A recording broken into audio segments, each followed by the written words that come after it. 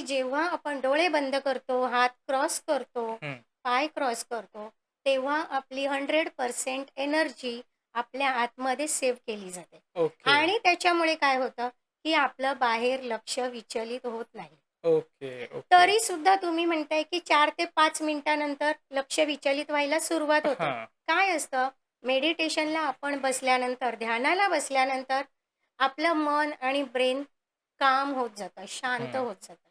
शांत झाल्यानंतर काय होतं, जे आतमध्ये भरलेले, साठलेले विचार आहेत, हां. ते एक-एक विचार वर यायला सुरुवात होते.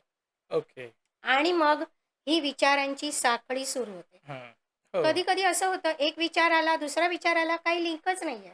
रँडम असतात. रँडम विचार येतात. तर रँडम विचार येणं ही सुद्धा एक आपण म्हणतो ना, की चांगलं आहे हे. मेडिटेशन तुमचं चांगल्या मार्गावरती जातंय. तुम्ही प्रोग्रेस ओके. करणार आहात का? कारण हे आतमध्ये साठलेलं कुठेतरी बाहेर यायला सुरुवात हां, झाली आहे. त्याच्यामुळे तुम्ही असं म्हणूच नका, की 8 दिवस झाले मला रिझल्ट येत नाहीये. हां. विचार जात नाहीयेत. नाही, ते विचार जाणार नाहीतच आहे. ओके. ते विचारांना तुम्हाला फक्त बघायचंय. हं. ऑब्झर्व्ह करायचे.